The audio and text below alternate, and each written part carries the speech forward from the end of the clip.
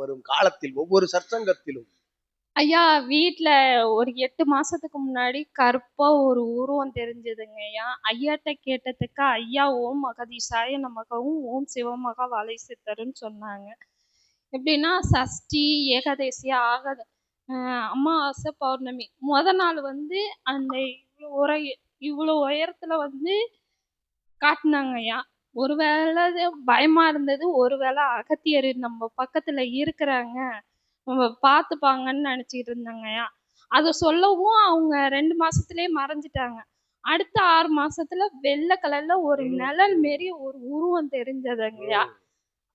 அன்னைக்கு சத்யநாராயண பூஜையில பார்க்கும்போது அப்பா வெள்ளை கலர்ல வேஷ்டி கட்டிட்டு வரும்போது எனக்கு அப்பா தான் பக்கத்திலேயே நின்னாங்கன்னு நான் உணர்ந்தேங்கய்யா. நடைபெற இருந்த சத்யநாராயண பூஜை திருக்கோலத்தை சித்தன் அணிந்திருந்த அந்நிலையை முன்கூட்டியே இல்லமதில் வந்து அருள் காட்சி அளித்த சித்தனவன் சீடர்களே வாழ்த்துகின்றோம். அற்புத நிலை கொண்டு இதுவே அடிமணிவு சரணாகதி நிலைக்கு கிடைக்கின்ற ஆற்றல் கொண்ட இறை பரிசென்று அகத்தியன் வாழ்த்தி அன்பு நிலை தவழ்கின்ற இல்லமதிலே ஆனந்தம் குடிகொண்டிருக்கின்ற இல்லமதிலே சிவம் குடிகொண்டிருப்பார், சித்தன் குடிகொண்டிருப்பான் என்பதற்கு உன் குடும்பம் உன் இல்லம் ஒரு சான்று என்று அகத்தியன் வாழ்த்து கூறி நன்றிங்கய்யா.